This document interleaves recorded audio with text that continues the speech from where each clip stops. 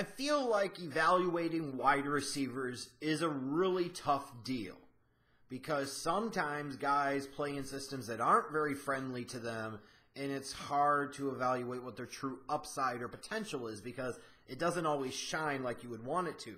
And other guys like James Washington from Oklahoma State play in an incredibly friendly quarterback, wide receiver happy type of system. They play in a system that is designed to get them open, designed to make big plays. And you see all the production, you see the stats, you see the numbers, and you think, my God, what this guy could do at the NFL level. And the frank reality of it is a lot of these guys just don't translate. And that's one of the hard things I've had with watching James Washington is trying to figure out if it really translates or not. And I have a feeling after this video I will get a lot of disagreement in the comments section, which is fine, because either I'll be wrong or you'll be wrong. Somebody's going to be wrong. But I just don't think he's as high level of a prospect as a lot of others do out there. And that's just the way I see it, and here's why. Now, I will say this. I don't think he's a super duper future bust because he brings enough attributes to the table that I feel like the right team, the right situation could get something out of him. He's got quickness and speed to be an explosive downfield threat on a consistent basis. And I think that is something that translates outside of just playing in that Gundy system at Oklahoma State. I think this is a guy that could definitely be a vertical type of threat at the NFL level. Because he is quick enough, he is fast enough to be able to get open and get open consistently. Like, it felt like every time you watched an Oklahoma State game, here's James Washington, left, right. It's a big play to the end zone, putting the women and children to bed and looking for something to eat. That's an old reference I'm sure some of you will get, and they should have never taken that scene out of the damn movie. It's ridiculous. But that's what it feels like. Every time you turn it on, here's James Washington making a big damn play. Now, does that, like I said, does that automatically necessarily always translate to the NFL at the same level of proficiency? Hell no. But does it give you an indication that he might be able to do some of that at the NFL level and bring a different element to some teams' offenses? Absolutely. He's also got run after the catch ability, similar to a guy like Calvin Ridley. Here's a guy, and with James Washington especially, kind of built more like a running back than a wide receiver in a lot of ways. Here's a guy that you get the ball in his hands. He's got quickness. He's got speed. He's got some make you miss. And he can lower his shoulder and run over you. So he's another guy when I talk about number one wide receivers, what's one of those things you look for? You want those guys that can get you those gotta-have-it plays in those big-time moments. And I feel like a James Washington is that type of guy on a 3rd and 8. You throw it to him 5 yards, he can get you those other 3 yards. He's also a durable, reliable, consistent player. Played 51 games over his 4 seasons. Just not a lot of injury concerns with him. I think that's where his build, where he looks and is built a little more like a running back than a true wide receiver, kind of benefits him.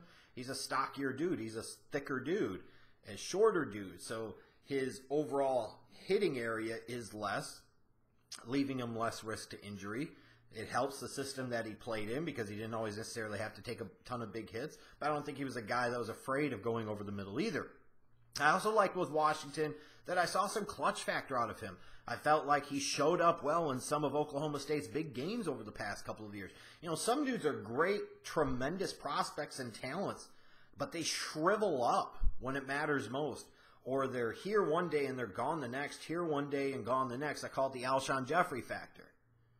You can have a game where this dude looks like he's a top 3 in the league guy, and then you don't hear a thing about him for a month.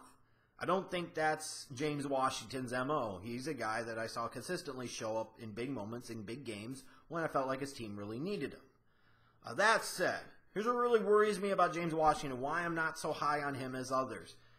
He's built more like a running back than a wide receiver. And while it's nice at like 5'10 and a half, maybe 210 pounds or so, that he's got some bulk on him, he's got some muscle, it's just kind of odd when you look at him and you don't see that true wide receiver type of body. He's not as tall, he's not as slender, you know, so you wonder how that body type is going to translate to the NFL. And I promise you, there are going to be teams that are going to be concerned about that because they're going to be looking in part for comparisons and projectability, and they're going to look at him and they're going to say, who does he really remind you of?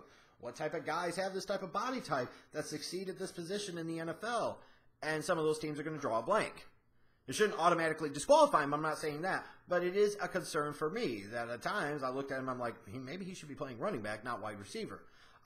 One of the problems with playing in Oklahoma State's system is it doesn't put a premium on route running, and it most certainly does not. And I look at Washington, his route running does need some work. He was a guy that could win a lot based off of quickness, based off of vertical speed, getting the ball to him quickly and letting him run after the catch. So his route tree is not the most expansive, and he's not a very refined route runner at all. He's going to have to work on being able to get separation. He's going to have to work on beating press coverage and beating man more consistently. And let's face it, when I talk again about projecting, it's hard with some of these Big 12 wide receivers because they play in the Big 12 where there's no D. It's like a lesbian football league. There's no real D played there whatsoever, if you get my drift. It's butch type football. Sorry, all right, yeah, fair, fucking, I hate you, Schlegel, you piece of crap, blah, blah, blah. Anyways, what else concerns me? His hands. Not the best hands. Not the best catcher of the football. A lot of body catches. Not the cleanest catcher of the football. Has some drops that I was surprised I didn't think he had in his game that he does. And again, I come back to that system at Oklahoma State, and I have to kind of temper expectations a little bit because he played in a system that naturally is going to increase his opportunities, increase the amount of field he has to work with, make it easier for him to gain separation based off of what he was asked to do and sometimes what he was not asked to do. And he was doing against garbage-ass, big-ass, BS Big 12 defenses. A lot of guys can be productive against those Big 12 defenses because they suck, and that's, we know, is just the reality. It is the truth. So it's really concerning because here's a guy, really, really productive player, but is he necessarily going to be able to have a similar level of success at the NFL level? And I just don't know. Like I said with James Washington, I love the fact that he showed me some clutch factor, and he showed up in some big games, and was a relatively consistent, reliable weapon for Mike Gundy and Mason Rudolph in that Oklahoma State Cowboys offense. My concern, though, like I said, is where does he play at the NFL level? Does he truly have enough route running and separation ability to play in the slot? Do you really look at him and envision him being an outside number one type of wide receiver? Will some teams look at him and potentially think about a running back or some type of slot receiver running back hybrid? That's where I wonder he's going to play. Like I said, the concern again about the system that he played in the competition he played against. And I know a lot of you are going to disagree with my assessment on him, but I'm not as high on him. I think he's a third-round talent.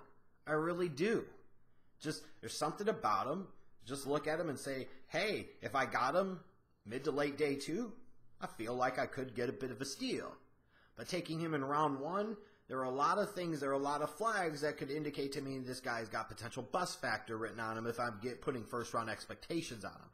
I would rather gamble on a James Washington late round 2 to early mid-round 3, really, and sit there and say, this is a guy that could potentially outplay his draft position. My grade on him is an 83.5. Like I said, a third-round type of talent, and that's exactly what I think he is. I think he needs a lot of work. And I think he needs a lot of work in some key areas, route running, hands. Those are big concerns, and those are big concerns for me when talking about whether or not a guy is going to be a first-round type of talent at the position, especially when he's built more like a running back than he is a wide receiver.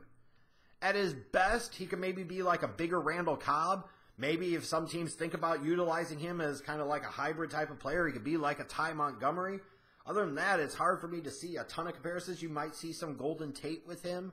But I think Golden Tate plays much more physically than a James Washington does. Not to say that James Washington plays soft, because he most certainly does not. But flame away at me in the comment section. That's fine. I don't care. But I just think there are better talents at the wide receiver position in this year's draft class. And newsflash, this wide receiver class isn't that great.